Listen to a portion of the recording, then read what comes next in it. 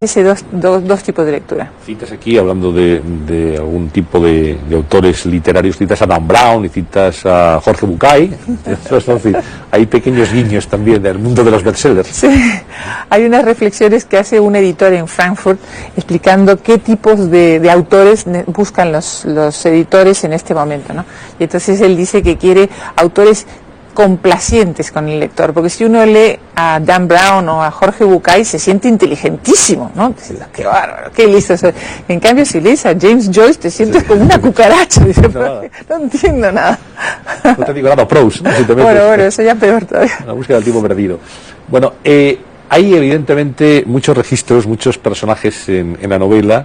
Luisa, la protagonista, crea a su vez a la protagonista de una serie de libros que ya escribe y que tiene un enorme éxito, es decir, que forman parte del juego que tú planteas, ¿no? Uh-huh. Cómo el personaje de la protagonista tiene que ver también con la historia principal y cómo la imaginación de la protagonista, de Luisa, tiene que ver no solamente con ella, sino también con su hija Elba al final.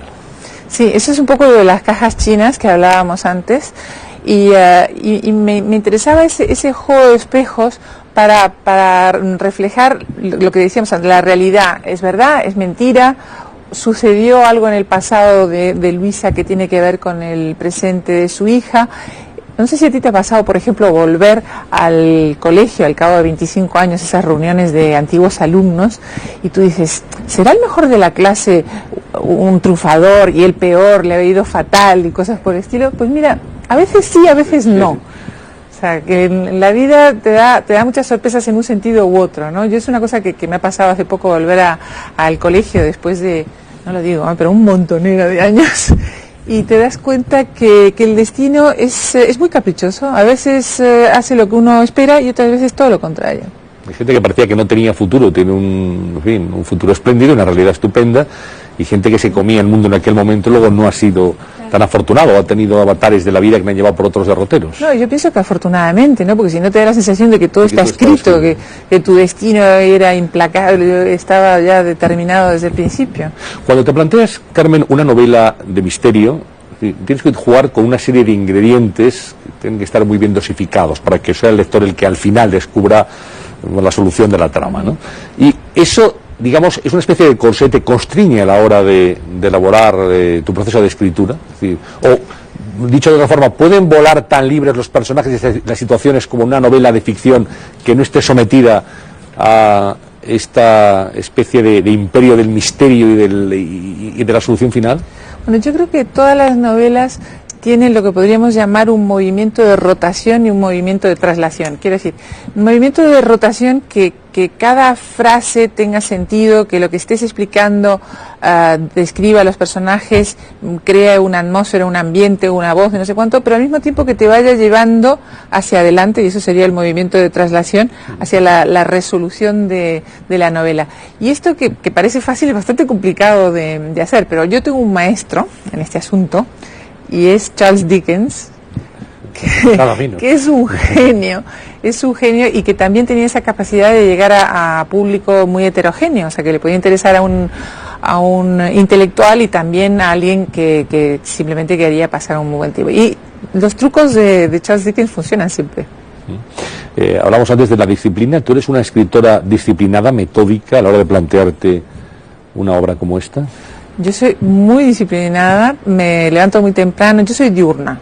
Entonces, yo que sé, a las 8 de la mañana empiezo a escribir y no me levanto, pase lo que pase, hasta la 1 más o menos. Y después como, que siempre es algo de trabajo posiblemente, y luego por la tarde leo.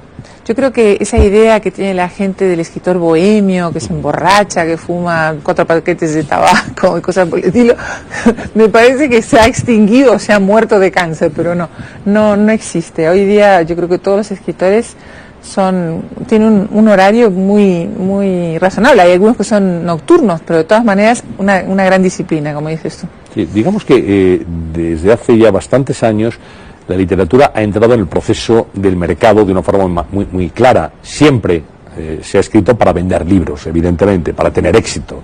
Eso está claro. Pero ahora el mercado es mucho más exigente. Lo es en el mundo de la televisión, donde dependes de la audiencia, en el mundo del cine, donde si una película no funciona bien, en 2 fines de semana la quitan.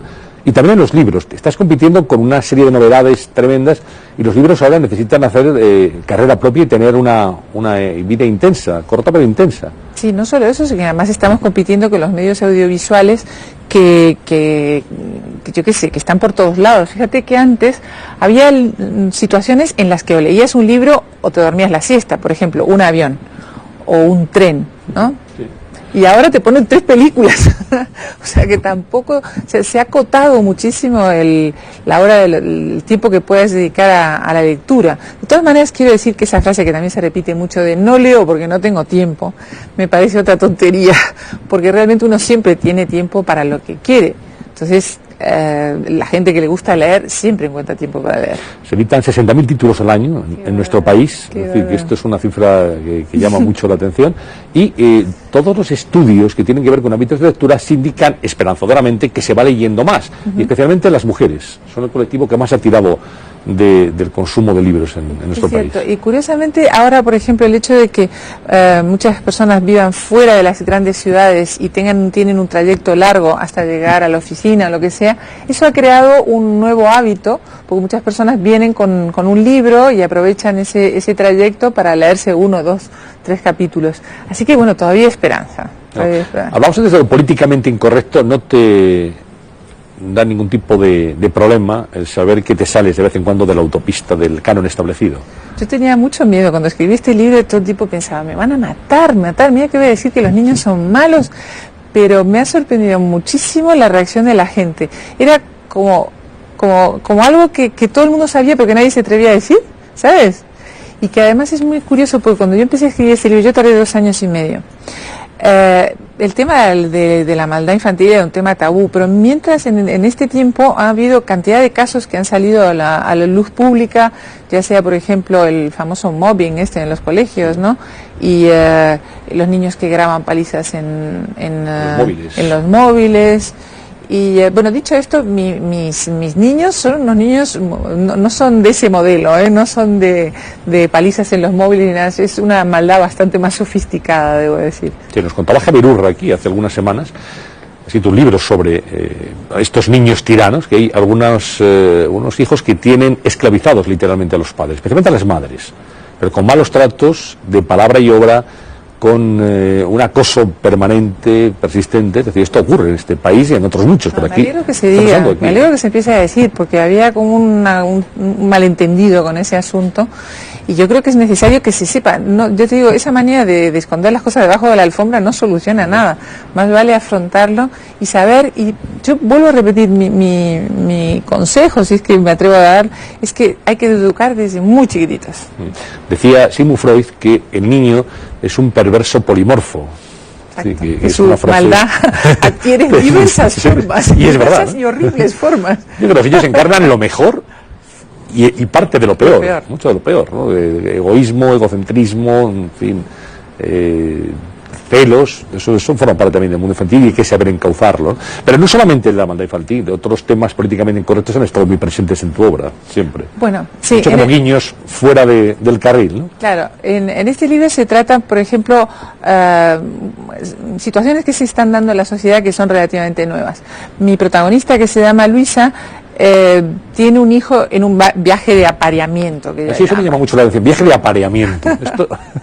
Bueno, pues te cuento. Antes, el ser madre soltera era más bien un accidente, ¿no? Bueno, y una lacra en muchos casos. Por supuesto, en este país. Maldón, una cosa tremenda. Espantosa y una cosa terrible. Pero no era una cosa buscada. Ahora sí, ahora hay muchas mujeres, sobre todo cuando llegan a los 30 y tantos años, les da la sensación de que no les va a dar tiempo a tener un hijo y que no han encontrado a la persona adecuada, y entonces deciden tener un niño. Y es una situación que se está dando, yo no la juzgo, no me parece bien ni mal, existe y es así, y además todo acaba siendo bueno cuando la sociedad lo acepta. O sea, que lo que era malo era antes, que el niño sufría por esa situación, pero ahora los niños ya no sufren, quiere decir que no tiene por qué ser malo, pero todo eso trae nuevas consecuencias, ¿no? Y eran las que me interesaban analizar también en este libro.